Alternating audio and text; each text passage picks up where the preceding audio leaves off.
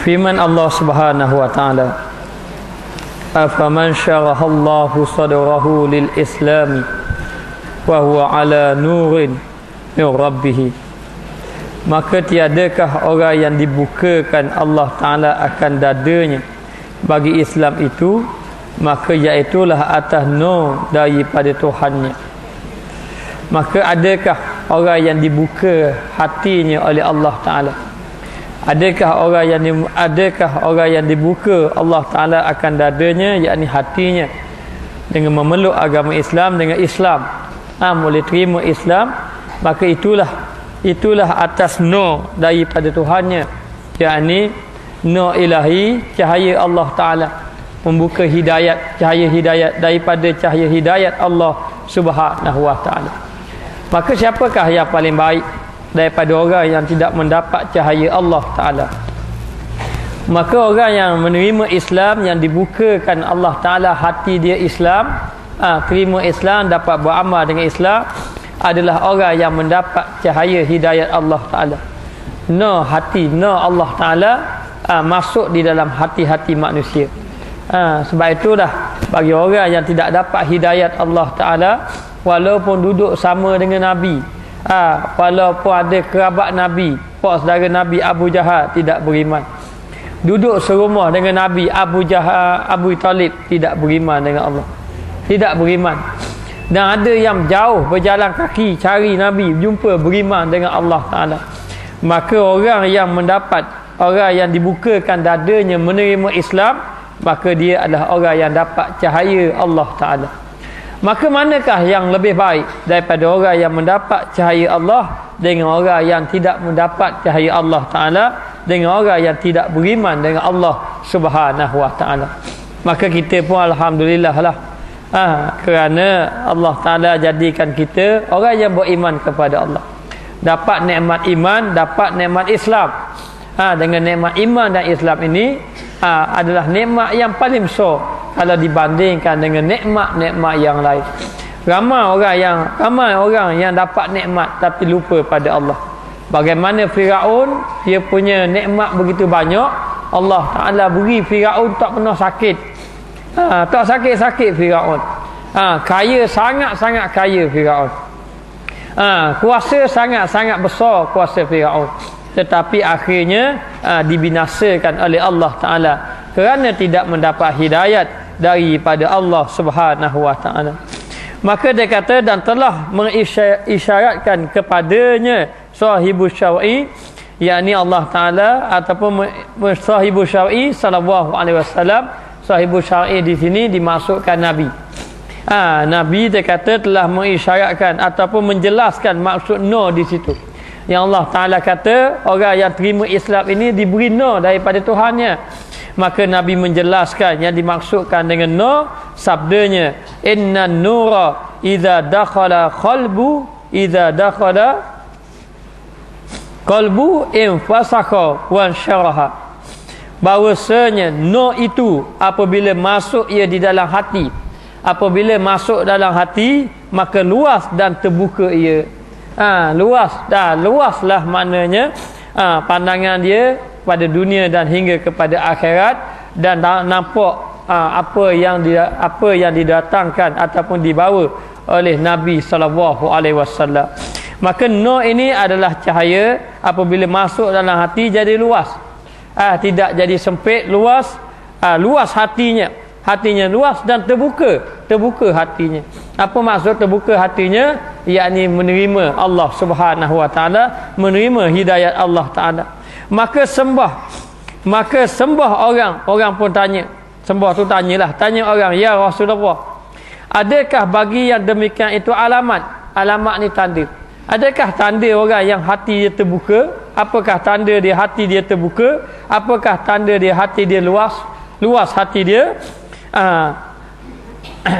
Yang diketahui dengan dia, yang kita dapat ketahui. Maka sabdanya, Nabi pun jawab, bila seorang itu dapat nur Allah Ta'ala, Nabi kata, na'am, ya, at-tajafi an daril ghururi wal inabatu ila daril khuludi wal isti'dadu lil mauti qabla nuzulihi. Maka iaitu bahkan tu je. Sahabat tanya, ya Rasulullah, kalau Allah Ta'ala bukakan hati seseorang, kita boleh kenal tak hati dia sudah terbuka dengan Allah? Hati dah tertutup dengan Allah, tak nampak benda, susah. Dengar mengajar tepi rumah pun tak mari. Orang dengar azan pun tak sahut seruan azan. Cerita bab syurga neraka pun tak beri kesan apa-apa. Cakaplah bab syurga neraka. Cakap bab dosa pahala pun tak ada apa-apa. Jangan ambil hak orang ni dosa, tak kira dah. Orang cakap bab neraka syurga, tamu dengar. Ini orang yang hati dia tertutup. Ada pun hati yang terbuka. Nabi kata orang yang dapat cahaya Allah, hati dia terbuka. Sahabat tanya, ya Rasulullah, macam mana hati terbuka ni? Ada tanda tak? Boleh tak kita kenal? Nabi kata boleh. Bahkan ya boleh. Iaitu tanda orang yang hati dia terbuka, menjauhkan daripada negeri banyak tipu daya. Negeri banyak tipu daya adalah dunia. Menjauhkan dia ni daripada dunia. Bukan maksud menjauhkan dia daripada dunia, lari daripada dunia, kena duduk bulan tak. Maknanya dia tidak mengejar dunia sampai lalai akhirat dia. Dan taklah siapa tinggal dunia, siapa tak semayang, siapa tak kerja, tidak kerja tak. Maknanya dia hanya mengambil dunia sekadar yang perlu, dan dia mengetahui adalah dunia ini tipu daya saja. Dunia ni tipu daya saja. Nak tengok kita ataupun dia solat. Dia solat kita. Solat tengok comel, bumi ni dia tengok comel. Macam orang lah, dia kata kita orang yang kenal Allah dengan orang tak kenal Allah. Orang yang kenal tipu daya dunia dengan tak kenal tipu daya dunia, ibarat dia macam ni. Dia kata seorang yang buat kuih, orang puan dia buat kuih. Seorang yang buat kuih, dia tengok orang buat kuih. Kemudian masa dia tengok orang buat kuih tadi, dalam kuih tadi, dalam adunan kuih tadi dicampur dengan racun. Dicampur dengan racun. Bila dicampur dengan racun, kuih comel setara mana pun rasa tak terliur. Kenapa? Dia tahu akan membinasakan dia. Buatlah bentuk comel macam mana pun. Kadang-kadang kuih ni ataupun kek, dia boleh buat bentuk macam-macam bentuk. Boleh buat bentuk masjid kristal.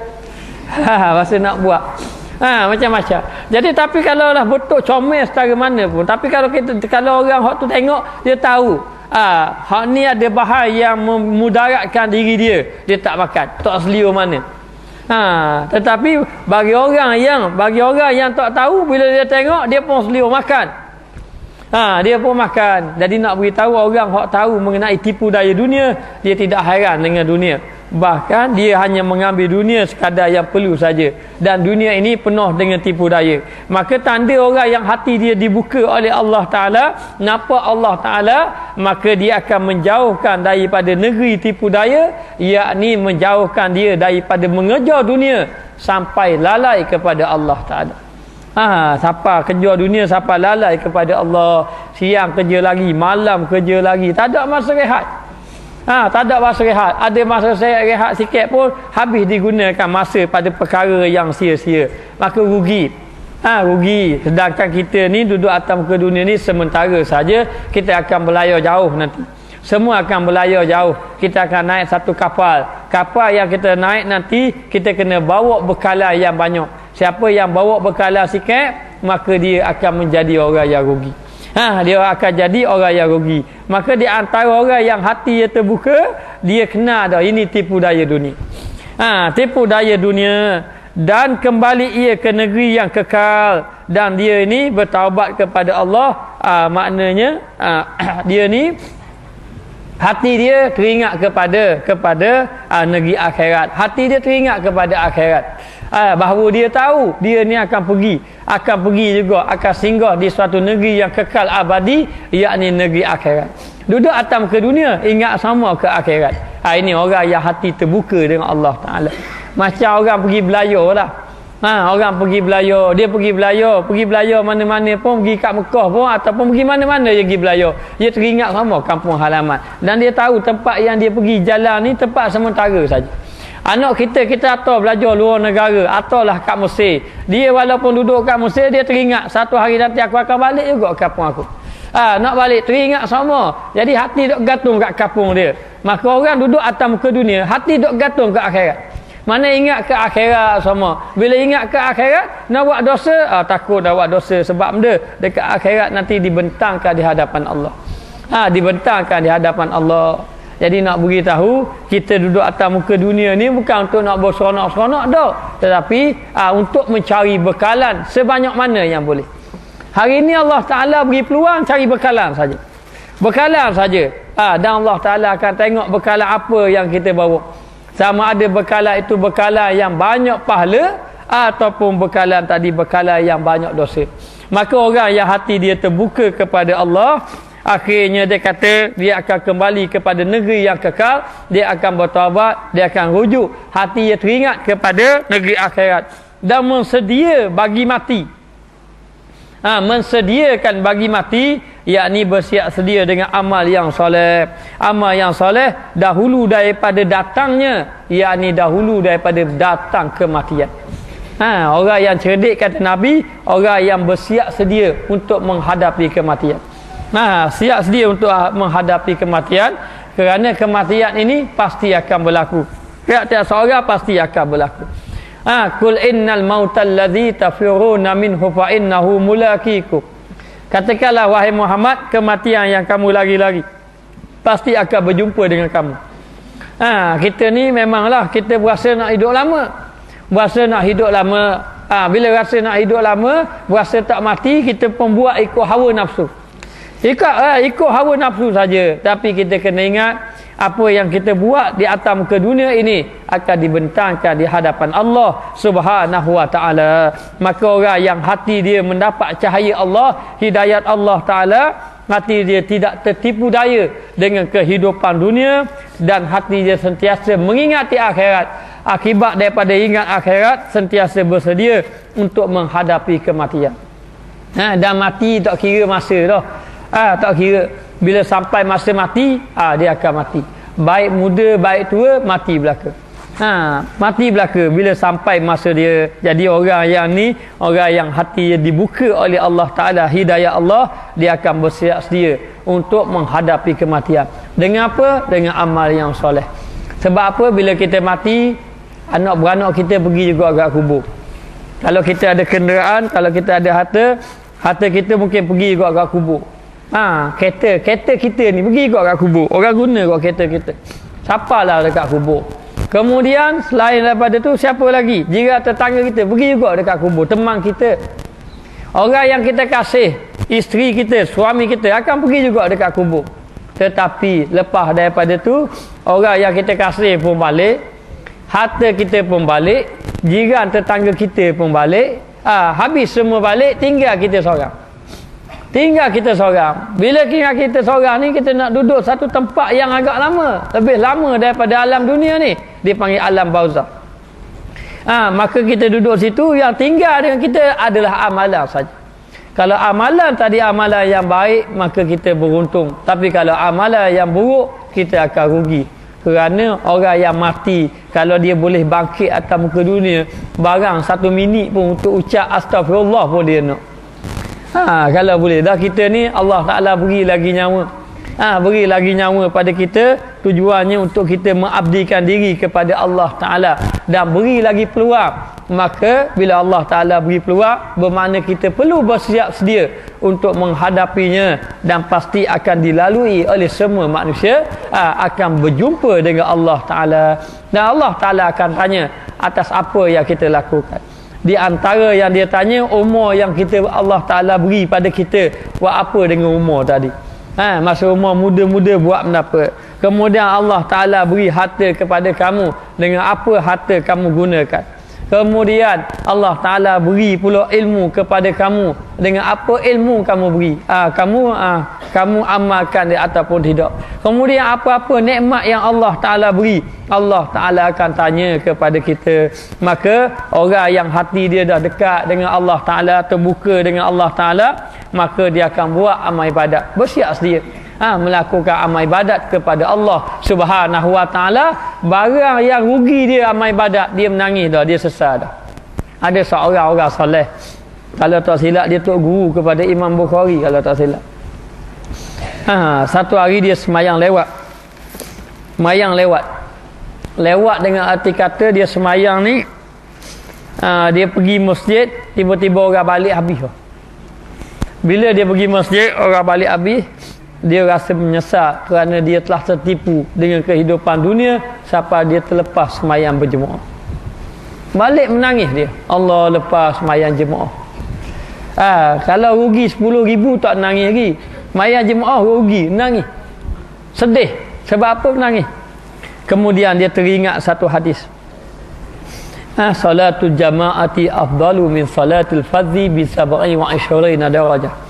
Ataupun riwayat lain, salatul jama'ati tafdalu min salatil rajuli wahdah bi 27 darajah. Semayang berjemaah ini lebih afdal daripada semayang seorang diri sebanyak 27 kali ganda. Mayang seorang satu, mayang berjemaah 27. Maka akibat daripada itu, dia sembahyang 27 kali. Maknanya semayang asar 4 rakaat, jadi dia pun sembahyanglah 27 kali. 4 rakaat sekali, buat 4 rakaat 2 kali, 4 rakaat lagi 3 kali, sampai 27. Kenapa dia buat sampai 27? Kerana dia tahu dah dia rugi dah. Dia pun sembahyanglah 27 kali. Lepas dia sembahyang 27 tu, malam tu dia tidur. Bila dia tidur, dia bermimpi.